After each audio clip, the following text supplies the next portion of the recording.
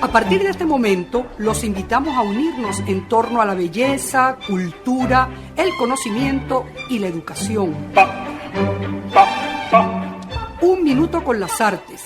La Academia en tu Radio, con Susana Benco, Humberto Ortiz, Álvaro Mata y Rafael Castillo Zapata. Por Capital 710, tu radio.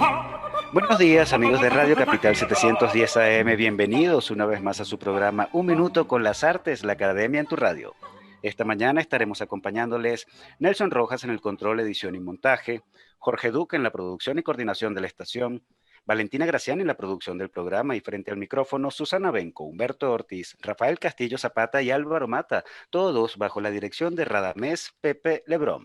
Saludamos muy cordialmente a nuestra creciente audiencia y también a nuestros queridos profesores. Susana, Humberto, Rafa, ¿cómo van? Sí, me confundí entre micrófono abierto y micrófono cerrado, porque además tengo el Zoom minimizado. Entonces, bueno, buenos días, ahora sí.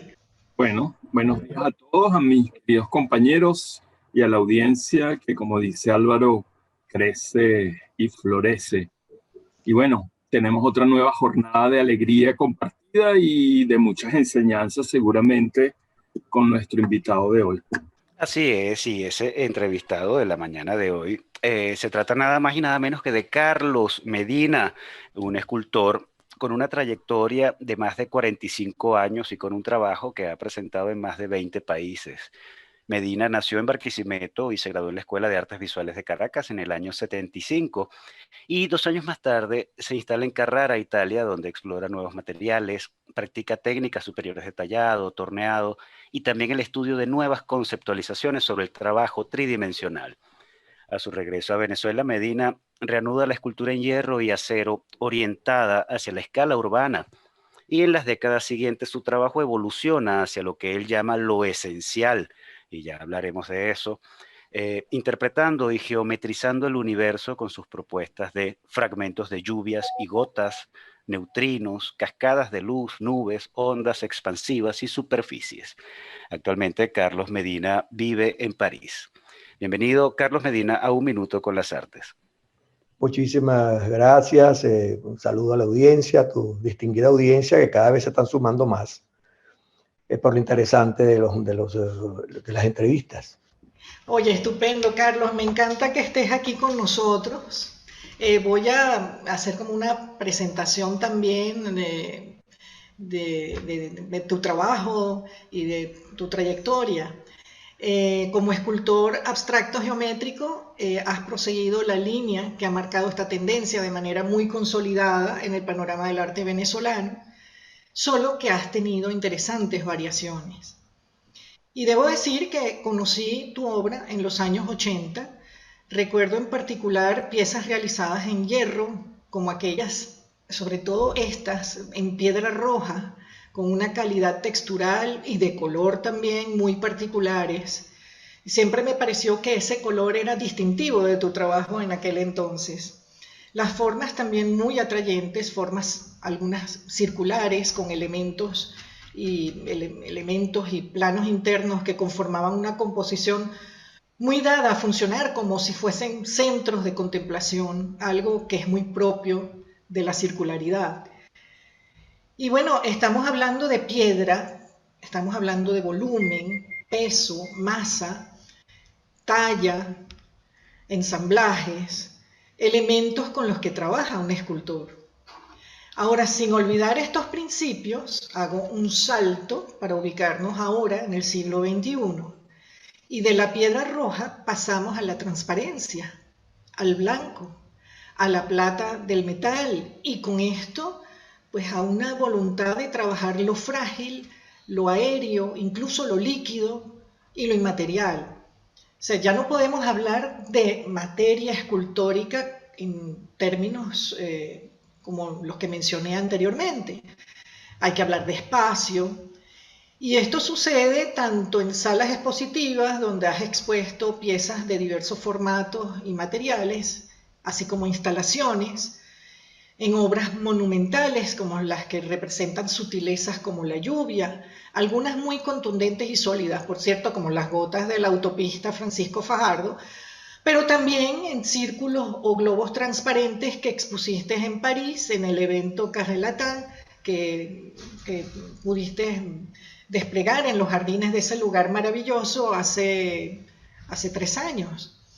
Pero hay algo más, los círculos continúan y hoy visto como puntos se han convertido en un eje de investigación, los neutrinos, unos puntos que conectas con líneas y que hemos visto en diversos medios, tanto en instalaciones como en estampas.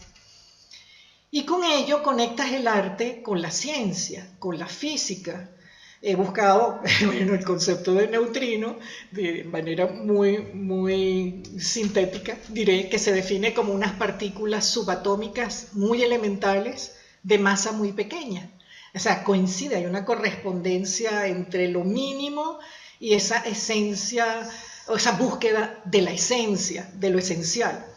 Entonces, ¿cómo sucede, y ahora pregunto, que un artista cuya formación y trayectoria ha sido de escultor o como escultor, has pasado a trabajar la materia como peso, como solidez, a que ahora tengas ese anhelo de expresar la inmaterialidad? ¿Hago bien ¿hago bien en identificar el término esencial con el de inmaterial? Y me pregunto también si este contacto con la ciencia fue una de las vías para llegar a esta línea de investigación. Bueno, y te doy la palabra. Gracias, Susana. Bueno, mira, sí, yo inicié mis trabajos con digamos, el hierro, la piedra de Comarevo, que era lo que realmente se encontraba en la escuela, ¿no? Más que todo la piedra de Comarevo, volúmenes, ¿no? De ahí, pues, comencé también a trabajar el hierro, que me provenía de un depósito que tenían. Tú sabes que la escuela estaba en la avenida Lecuona, en una esquina, y en la otra esquina estaban construyendo Parque Central, ¿no? Y yo, como no tenía mucho dinero para comprar materiales, yo le pagaba al vigilante para que me lanzara, tú sabes, los domingos y amaneciera los lunes los pedazos de hierro, de lámina, ¿verdad? Y así, pues, tener el lunes la posibilidad de comenzar a soldar, porque había llegado un soldador, o sea, todo fue una coincidencia, un soldador a la escuela, un aparato, y de ahí comencé yo a hacer esas piezas planas, ¿no? Entonces estaba entre lo plano y lo volumétrico de las piedras de Comarevo, entre los planos del hierro. Y así se fue haciendo rápidamente ese trabajo por el transcurso que duró mi trayectoria en la escuela, hasta que Sofía Inver va a una exposición de fin de curso, descubre mis piezas y logramos hacer esa primera exposición saliendo de la escuela digamos, en el Museo de Arte Contemporáneo. Ahora, tu pregunta es muy importante porque yo paso de lo muy pesado, de esa talla directa, yo creo que fue uno de los últimos de la talla directa, que ya, bueno, yo creo que ya está muy en desuso ya, ¿no? Comencé, ahí en esa piedra estaban grabados lo que fueron mis neutrinos actuales. Estoy hablando de los años 70, principios de los años 70, donde no había mucha información acerca de los neutrinos, porque los neutrinos, bueno, tú sabes que la forma de poder de trabajar, ¿verdad? Fue que comencé de lo muy pesado, ¿verdad? A lo muy liviano, que debería haber sido todo lo contrario, ¿no? Pero todo eso fue una coincidencia que se fue dando en el transcurso del tiempo y fui liberando la materia, los pesos, ¿verdad? Hasta lograr siempre la cosa liviana, la cosa que flota. Eso fue prácticamente mi transcurso de tiempo, ¿no? Justamente se ve la parte del oficio con la materia, para luego ocuparte conceptualmente en otros temas que te permiten justamente trabajar en la liviandad. Y otro aspecto interesante son esas piezas blancas que parecen hojas. Hay como toda una relación si bien lo hay en el metal y en las piezas anteriores, esa idea de deshojamiento, en las piezas blancas actuales hay una sensación no voy a decir de cambio de material, pero da la idea también de fragilidad con el papel. Sí. Por la apariencia, por el blanco. Claro, fíjate, para mí fue muy particular el hecho de irme a Carrara. Fui becado por el gobierno italiano, y yo llegué con lo que eran los planos y al mismo tiempo el volumen, pero ya estaba saliendo de lo que eran los planos. Hay una serie mía roja-negra que es el rojo medium y negro, y un negro que usaba. O sea, yo nunca usé color, realmente, nunca he usado color en mi trabajo. La única es esa serie de roja-negra que aparece ahí en los años 75, 76, ¿verdad? Ya la había usado la negra nada más, pero apareció este medium, me pareció un color naranja, rojizo, muy bien interesante, y lo uní al trabajo. Cuando llego a Carrara, me consigo que estoy haciendo un trabajo plano, ¿verdad? Totalmente plano, totalmente de hierro, y me consigo de repente con me consigo con la cuestión del peso del mármol, ¿no? Y continúo trabajando en base a planos, ¿no? Toda mi escultura de Carrara es plana, prácticamente, no es tan volumétrica. Ya estaba comenzando a deshacerme un poco de eso, ¿no? Cuando tú me hablas de las hojas vienen un poco después por la cuestión del mismo plano que había dejado, ¿verdad? Lo retomo para hacer estas superficies blancas, ¿verdad? Sobre un material nuevo en ese momento, que era el MDF, ¿verdad? Que era una madera que tú conoces, prensada, ¿no? Muy interesante. Y bueno, vine a comenzar a hacer esta superficie, pero me costó mucho ese deshoje, el tener que salir de ese peso que no era tanto, eran planos, ¿verdad? Hacer estas cosas menos pesadas y más livianas. De esta en la superficie. Fíjate que todo mi trabajo ha sido como un árbol, ¿no? Están mis cilindros, ¿verdad? Están mis hojas, ¿verdad? Que son anteriores, que son estas hojas en metal, ¿verdad? Que también se deshojan, ¿verdad? Después están, por supuesto, las superficies blancas, donde he concentrado gran parte de mi trabajo, ¿verdad? Utilizando pues los elementos geométricos que me caracterizaron desde que hice mi primera exposición. O sea, yo no he abandonado jamás mis elementos geométricos, los 3 elementos cósmicos, que son el cuadrado, el círculo y el triángulo. Solo que los he trabajado de tanta forma que actualmente ya los desaparezco. Ya tienes que guiñar el ojo para poder ver entre los neutrinos esos triángulos que están escondidos, que son perfectos, esos círculos, ¿verdad? Esas cuadraturas del círculo dentro de una cantidad de esferas que tú ves, ¿ves? Pero al mismo tiempo no la ves, porque si no pones mucha atención, tienes que guiñar el ojo para ver que ahí hay una geometría perfecta, dentro de un universo perfecto como es el universo de los neutrinos. Los neutrinos, como tú sabes bien, es un neutrón que no tiene peso. Es una maravilla, es una cosa que nos va a cambiar la vida dentro de unos años. Nos va a poder transportar mucho más allá de la luz. Y bueno, ahorita nos cae la pandemia, nos atrasamos un poquito en cuanto a eso, pero se están haciendo muchos estudios, muchas cosas interesantes acerca de los neutrinos. Estoy retomando los neutrinos de nuevo después de los años 70. Yo en Carrara realicé inclusive unas esferas negras con mi tornero. Yo tenía un tornero con el que primero lo aprendí, el oficio de tornero, y después trabajé con un maestro tornero que es diferente, que es llegar prácticamente a la esencia de la esfera, ¿no? A lo más perfecto de la esfera. Y con ese tornero yo realicé estos neutrinos en este material negro que no es ónix, sino que es obsidiana, que son parecidos, pero son diferentes en cuanto a la formación de ambos, ¿no? Entonces, eso por supuesto no se entendía absolutamente. Yo me recuerdo que Luis Brito en una ocasión me regaló sus negativos velados, ¿verdad? Luis Brito tuvo conmigo casi 40 años fotografiando todo mi trabajo, ¿no? Fue como un hermano prácticamente, un familiar mío, ¿no? Y con esos neutrinos yo realicé una serie de escenografías, si se pueden llamar así, de propuestas que no tenían cabida en ninguna parte, porque eran esas cosas que estaban en el aire, que flotaban y que no le interesaba a ninguna galería en absoluto, y a los museos tampoco, ¿no? Entonces, esa serie de piezas están ahorita en el Museo de Guadalajara, en el Museo de la Universidad de Guadalajara, están en comodato junto a 90 piezas mías que hice con los alumnos que estaban egresando de arquitectura, de diseño,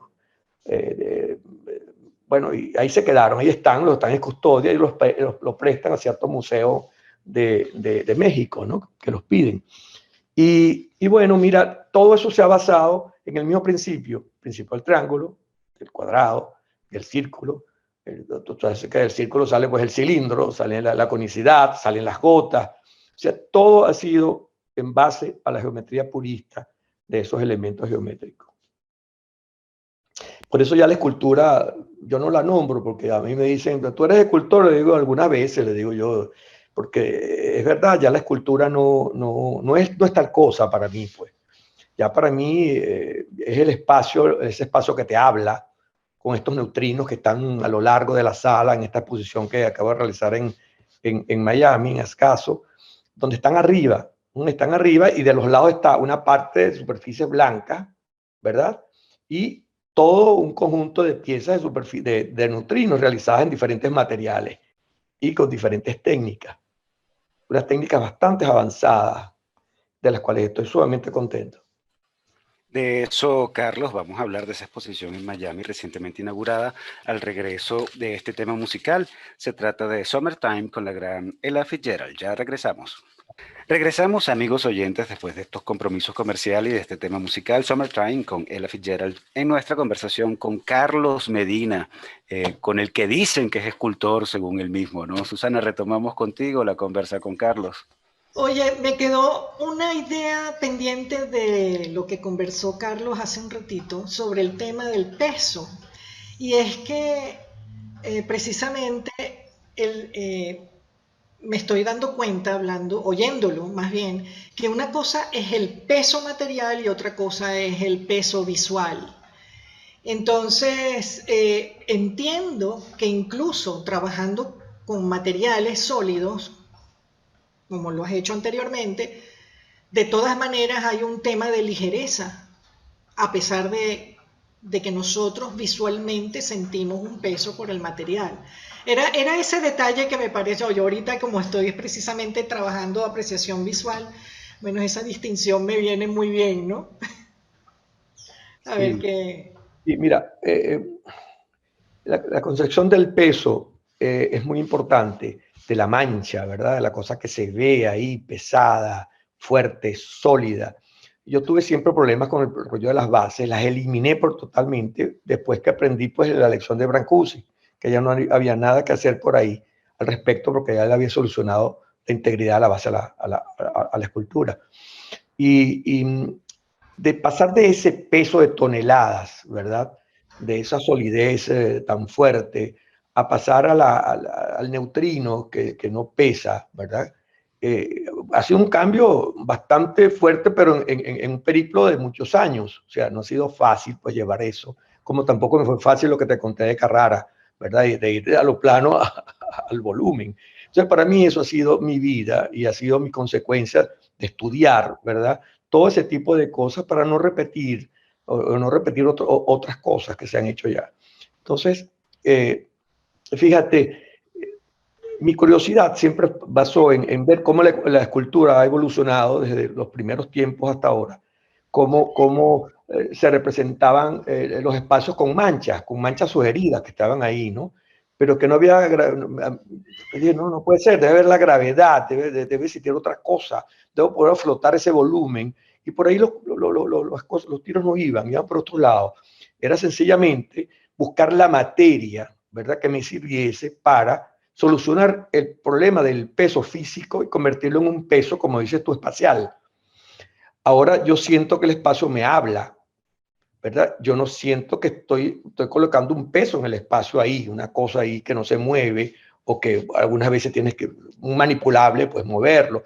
Pero mi fascinación era eso. Cuando yo descubro lo del neutrino, ya acercándonos a los años 80, yo me doy cuenta de eso, ¿no? De cómo el espacio puede hablarte, puedes dialogarte, puedes decirte, mira, epa, hasta aquí no hay sección áurea, aquí no existe conceptos espaciales, aquí existe otra cosa, ¿es verdad? Otra cosa que te habla, que te indica, y tienes que cambiar absolutamente todo. ¿Qué significa?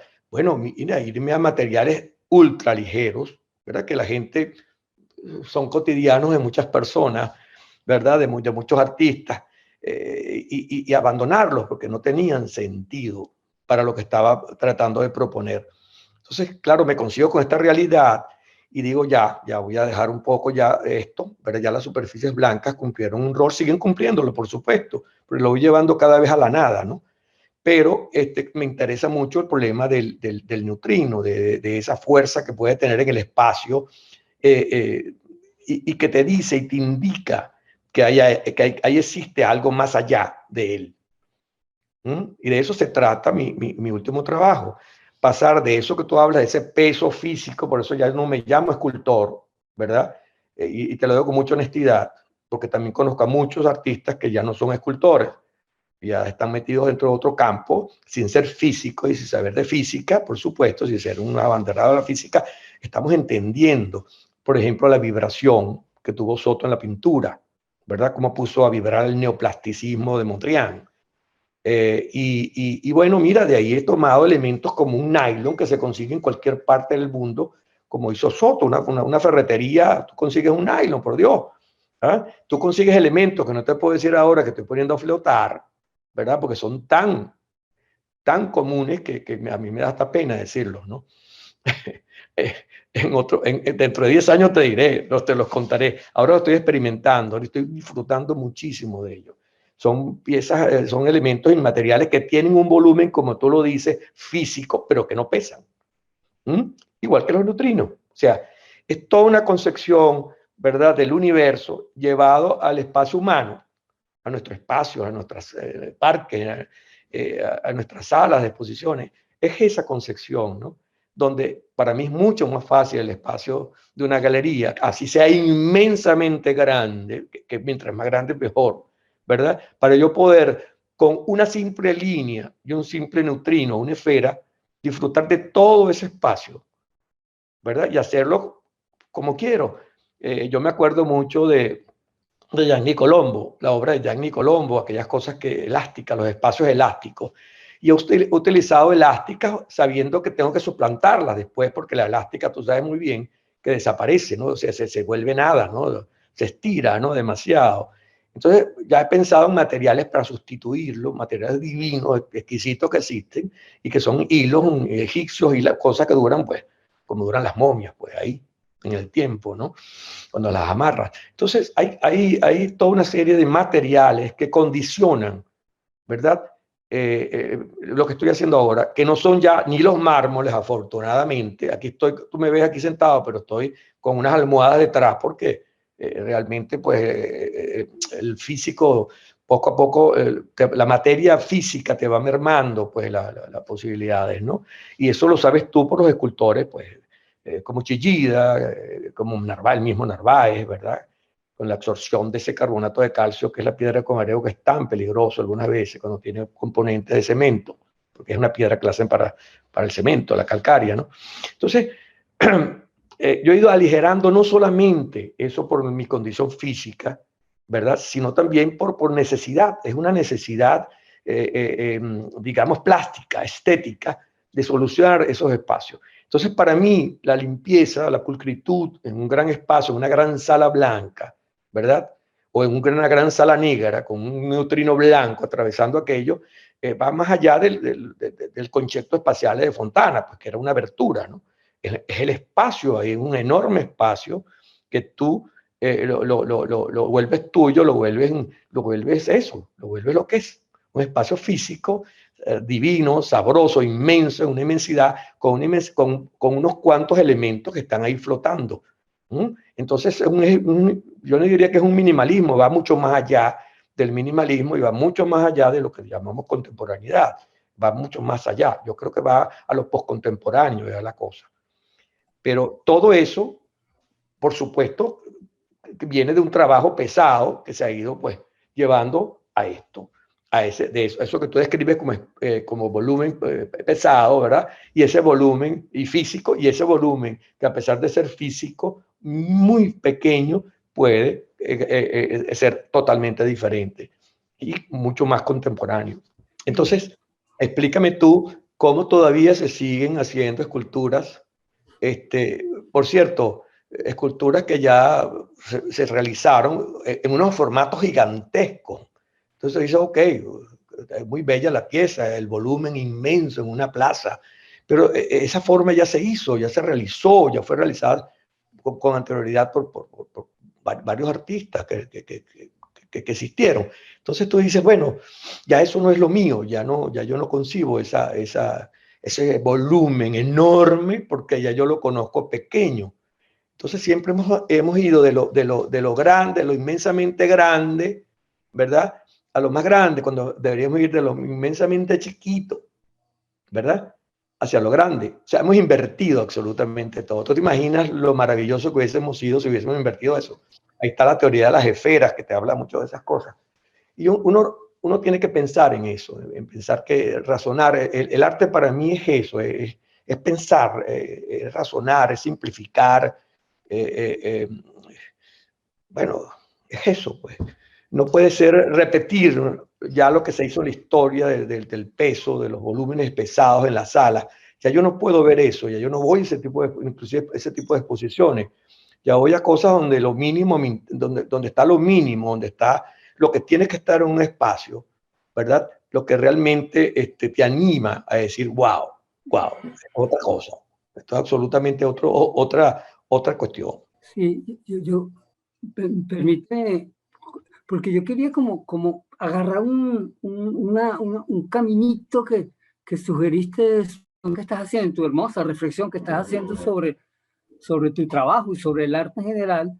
Y es justamente, claro, tú has ido buscando como simplificando la materia sin abandonarla, pero como llegando a la parte invisible, la parte íntima de la materia. Tengo como esa imagen, ¿no? Has llegado como a la intimidad de la materia, al sitio, sí, como de lo que se desvanece casi, de donde el comienzo, podríamos pensarlo así, se me prende como la ilusión de que estamos hablando de un comienzo, de que existe otra cosa, dice en algún momento, ¿no? Existe otra cosa que empieza a revelarse en ese espacio de la infinitud de los átomos, en lo pequeñísimo, que se abre un universo tan grande como el universo expandido y sí, del macrocosmos, ¿no? Que se abre como en la misma envergadura. Mi pregunta la quiero mover como a otro sitio, porque tu reflexión es realmente muy clara, muy racional, muy precisa, pero así todo, en tu obra de arte, en tus expresiones estéticas, por llamarla de alguna manera, en tu trabajo claro, preciso con la materia, existe también algo como íntimo que se está jugando ahí, que tiene que ver con la intimidad de la materia, con lo que hemos hablado, pero que tiene que ver con esa otra cosa, pregunto yo. Esa otra cosa, podemos hablar aquí de un ejercicio casi metafísico, por decirlo, acercándose a lo que está más allá de la materia. Lo pregunto también tomando como paralelismo a aquellos artistas que toman lo religioso como camino camino de investigación. Entonces quiero hacer como ese paralelo como para comprender un poco tu postura ante el arte. Es por ahí mi reflexión. Disculpa, Carlos. No, me pareció interesantísima esa reflexión. Me parece interesantísimo. Esa exposición que acabo de realizar en Ascaso te indica un poco eso. Y se llama justamente Más allá de lo visible. Así se llama. ¿Ok? Más allá de lo visible. ¿Qué significa? Hay cosas que ameritan un estudio de lo chiquito, de lo pequeño, de lo ínfimo, de lo que no se ve. Así cuando estaba, por ejemplo, yo me imagino, bueno, no soy muy físico, pero los físicos cuando tenían el telescopio, el enorme telescopio en Japón, buscando algo ahí, ¿verdad? Buscando la formación de aquello. y resulta que había un polvito que molestaba, una basurita ahí arriba, y resulta que eso era la formación del universo, lo pequeñito que hemos debido haber comenzado por lo infinitamente pequeño para llegar a lo grande, ¿no? Lo que está arriba está abajo, en fin. Entonces, es muy interesante tu pregunta y me parece muy esencial, que me llega a la esencia de lo que estoy tratando de transmitir, ¿verdad? ¿Qué es eso? Pues producir algo, una materia, un material que permita expresar en un enorme espacio definido una fuerza, tener una gravedad que no la podemos lograr nosotros acá. Acuérdate que para poder lograr una gravedad, yo siempre soñé, por ejemplo, que en la falta de gravedad, una cámara donde meter a 5 chicos bellos vestidos de negro y 5 chicas blancas vestidas de blanco que flotaran. Eso para mí es imposible, a pesar de que tengo amigos físicos que estudiaron conmigo en el colegio, que ahora están en la NASA. Ha sido imposible esa cuestión. Estaba a punto de lograrlo con un escultor que estuve buscando durante 30 años, que se llamaba Alberto Colli. No sé si ustedes han oído hablar de Alberto Colli. Él hizo unos flotables en el Museo de Bellas Artes una vez y desapareció totalmente. ¿Por qué? Porque lo tomaron, era un tipo tan genial que lo tomaron, ¿verdad? Para hacer cosas como el tren magnético de Japón. Por ejemplo, era un instructor. O sea, llegó como alumno a una universidad importante, Harvard, y lo toman como profesor. Y yo lo consigo después de 30 años en Venezuela, construyendo casas, ¿verdad? Y por casualidad, y le dije, mira, tengo 30 años. Y con él iba a realizar una exposición en la Galería de Antonio en Caracas, y no fue posible, porque era poner mis esferas, ¿verdad? En vez de tener hilos, a flotar en campos magnéticos. O sea, te podrás imaginar que puedes entrar en mis esferas, moverlas y la esfera moverse y volver a su sitio. Y poder tener esa sensación. Eso se iba a lograr con Alberto Colli, pero cuando fui a hablar con él al año siguiente, había fallecido. Entonces se me vino abajo, tú sabes, esa angustia, esa cosa de no haber podido realizar ese trabajo. Pero yo sé que desde el sitio donde él está, ¿verdad? Me está apoyando en esto. Siempre, yo lo siento, cada vez que hago una exposición, siento que ahí está algo de eso, de ese maestro maravilloso. Hay un más allá, entonces. Sí. Hay un más allá, entonces, Carlos. Sí, lo hay. Mira, yo tengo un club de ánimas a las cuales le rezo con fervor todas las noches, ¿verdad? Mi médico, mi mecánico, mi padrino en el sentido de confesión, o sea, mi padre, gente que quise muchísimo. A Luis Brito, por ejemplo, le digo, mira, mándame un fotógrafo maravilloso, Luis. Bueno, ¿quién es el fotógrafo ahorita maravilloso que aparece? Bueno, su alumno, que estuvo trabajando en el taller Cruz 10 años, está en Miami llegando. Ese es el que está haciendo la foto. Entonces, fíjate cómo si existe una transmisión, yo no sé cómo mencionarlo ni decirlo, pero sí existe una fuerza maravillosa, ¿verdad? En la mente de todos nosotros, en esa pequeña cosa chiquitica, en el alma de nosotros existe esa fuerza, esa gran fuerza, esa maravilla, ¿verdad? De poder interpretar del pasado cosas en el presente, ¿verdad? Con una velocidad, pues, que puede tener solamente un neutrino. Carlos, ahora que dices esto de interpretar cosas del pasado en el presente, a mí me gustaría tocarte un punto que tiene que ver con el mundo prehispánico, y es que tú siempre has reivindicado las enseñanzas del mundo prehispánico y lo mucho que te han servido para tu trabajo, y quizá yo creo que podríamos ver esta influencia en los primeros trabajos de Carlos Medina, la contundencia de la piedra, la rotundidad, etcétera. Pero sería más difícil entrever esa huella prehispánica en tu trabajo llamado esencial. Y sin embargo también está, por ejemplo, en el vínculo que hay entre los mayas y los neutrinos, del que me gustaría que hablaras, si pudieras. Y esto, bueno, me lleva a preguntarte cuál es el papel del mundo prehispánico en tu obra, el que no pocas veces has señalado como sustrato. Un solo elemento, Álvaro. Esa esfera con un puntico en el centro y una línea es 100 años que en maya, lo consiguen los quechua, son 100 años. Ese elemento que está escrito en mi piedra, en las piedras de los años 70, el año 70, 72, 73, cuando tallaba la piedra de Cumarebo, está ahí. Ahí están en mi libro aparece esa pieza que, por cierto, es de unos arquitectos con los que yo estudié. Yo estudiaba arte y ellos arquitectura. Ahí está eso. Y tu pregunta es realmente muy reveladora. Me encanta que la hagas porque sé que no es una pregunta fácil, porque te debes haber dado cuenta de ese detalle, ¿verdad? Si tú ves la escultura de Pomodoro de Arnaldo, porque eran dos, Gio y Arnaldo, ¿verdad? Tú ves en esas esferas de Arnaldo como una especie de neutrino ahí, de círculo, con una línea, ¿verdad? En esas enormes esferas. Él entendió absolutamente eso, porque a lo mejor era de los celtas, a lo mejor los celtas también tenían una connotación así, ¿verdad? Los antiguos, digamos, habitantes de Europa, de Centro Europa. Hay algo de ahí, en esas runas, en esas cosas, que tiene que ver con los mayas. Los mayas eran unos tipos de unos conocimientos enormes.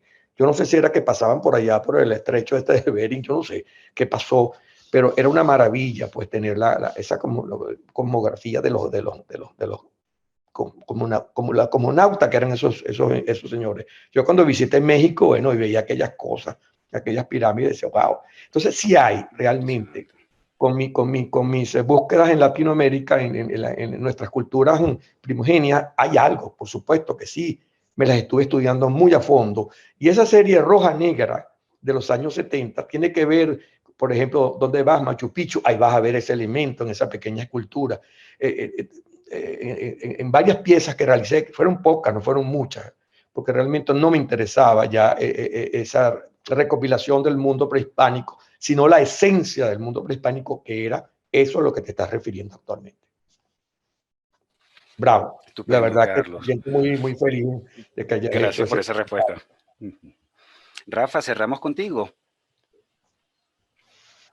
Bueno, tal vez. O abrimos. O abrimos. O abrimos una nueva puerta. Estaba tomando un café. Abrimos otra vez. Bueno, Carlos, la verdad es que escuchándote, uno se le abre un espectro de inquietudes muy grande. Yo tenía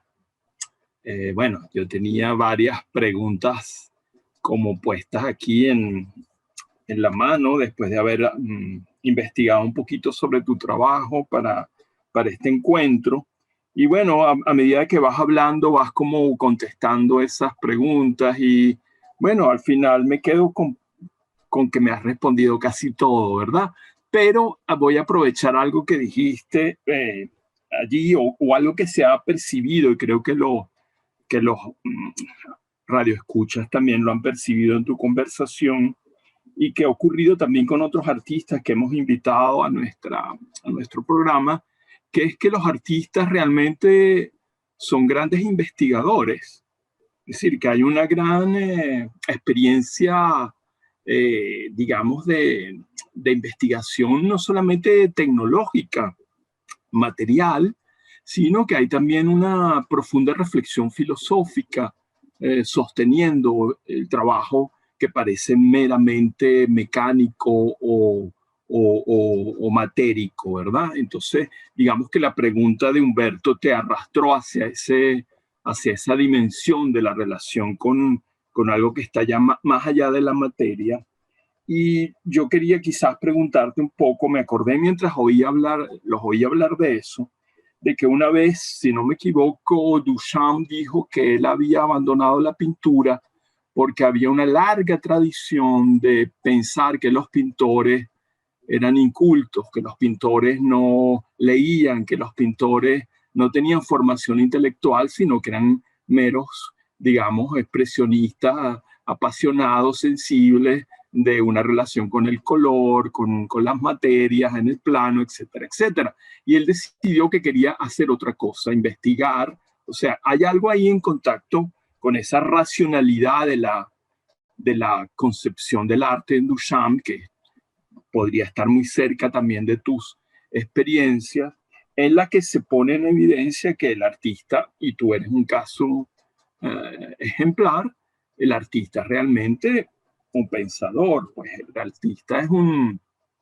filósofo también, por lo menos ese artista post-duchampiano en el que quizás nosotros podríamos colocarte a ti, ya que dices que además superas etapas rápidamente. O sea, pasaste de la escultura en piedra de Kumarevo como Narváez, digamos, inmediatamente avanzaste hacia otras experiencias con la materia y bueno, estás ahora en un punto en que casi te evaporas con la materia y levitas. Estás a un punto de levitar, que eso es lo que le interesa sobre todo a Humberto, que si es posible la levitación, ¿verdad? Porque ese es un asunto de él. Y claro, tú creo que nos expliques cómo te sientes tú como un artista racional que al mismo tiempo está tocando los bordes de la mística, de la metafísica, de eso que tú llamas esencial. Gracias por tu pregunta. Fíjate, hablando de Duchamp, cuando Duchamp habla de eso, está hablando de una racionalidad, siendo un artista muy romántico, ¿verdad? Para mí el inventor del pop art, ¿verdad? Él está, sin embargo, está pasando por encima de ciertos principios como son esa alquimia que existe para los pintores del pasado. Tienen que haber estudiado, indudablemente que sí. Si a Leonardo se le vino abajo la última cena porque no estaba claro en esa técnica y volvió otra vez a hacerlo hasta dejarlo como lo dejó. O sea, quiere decir que hubo un estudio profundo de lo que existía para ese tiempo, para ese siglo. Entonces sí existe verdaderamente un gran estudio, como tú lo dices. Hay artistas mucho más intelectuales que se van hacia digamos, la poesía, ¿verdad? Que los ayuda, hacia los teóricos del arte, que también los ayuda muchísimo. Pero en el fondo nadie tiene realmente la verdad sobre esto, ¿no? Yo busco en el arte la ciencia. Y por eso yo creo que esto es un problema de ciencia realmente, el arte, ¿no? Para mí, para Carlos Medina, no sé, para los demás, pues tiene un porqué de las cosas, ¿no? Y con respecto a eso mira, lo que hablaba anteriormente es cierto, existe otros planos que no vemos, que no podemos ver. Por ejemplo, yo creo que ya los perros nos ven como una energía. Eso lo decía mi padre que era veterinario, igual que ciertos animales nos ven como una energía. Por eso los pobres revipelados, que yo los alimentaba en Caracas muchísimo, son ciegos, ellos no logran ver sino si te le acercas mucho, ¿no? ¿Entiendes? Y son animales de la noche, es una cosa que tú puedes imaginar cómo no vas a poder ver. Entonces, toda esa forma de buscar cada artista por su parte, la verdad de los materiales, ¿verdad? La verdad del espacio, porque el espacio, como te repito, es una gran verdad. Lo tenemos ahí arriba y no solamente, fíjate, si no existieran los puntos sobre Acuario, sobre Capricornio, como los antiguos se basaron en eso, ¿verdad? Que parecen inclusive hasta neutrinos que se están moviendo, porque es la única forma de poder haber navegado con el tiempo. Todos esos estudios, toda esa capacidad intelectual, por supuesto que están en los artistas. Ojalá estuviesen todos los artistas. Está mucho en los artistas clásicos, porque los artistas clásicos son muy reflexivos. En cambio, los artistas románticos, tú sabes, son un poco más deformadores, andan con la poesía surrealista, ¿verdad? En cambio, los clásicos somos mucho más ordenadores de las cosas. Por eso podemos explicar ciertos factores que están sucediendo y ojalá pudiéramos ver un poquito más allá para ver qué va a suceder, ¿no? Sí, es una pregunta muy, muy interesante. La metafísica, eso de lo que tú hablas, es fundamental realmente. Yo creo que sin eso parte de mi trabajo no podría ser, pues no existiría. Es parte de un eslabón muy, muy importante de esto. Y todo tiene que ver con lo que tú dices, con el estudio profundo de lo que hay que estudiar, de lo que hay que buscar para una persona que se apasiona por eso. Entonces, por eso yo siempre he dicho que se nace para algo. Tú siempre has nacido para hacer algo. Lo importante es conseguir ese algo y desarrollar con ese algo. Te va a ser más fácil desarrollar todo tu mundo. Por eso yo siempre le preguntaba a la gente de mi familia, ¿tú naciste para qué? ¿Qué te gusta? Algo tiene que gustarte, apasionarte, ¿verdad? Cambiarte, pasarte de un estado anímico a otro feliz. Entonces, bueno, eso es realización, eso es realizarse, es buscar, tener la fortuna de saber para qué naciste. Y si volverías a nacer, lo harías, yo quisiera hacer lo mismo. Y en un tiempo más futuro, si es posible, porque si me gusta el presente tal y como es, te podrás imaginar pensando el futuro que podría ser. Por eso es que a Soto cuando le pregunta en Maracaibo, Lía Bermúdez, ¿qué más puede hacer? Le dice, mira, me faltaría una vida para hacer otras cosas. Una vida.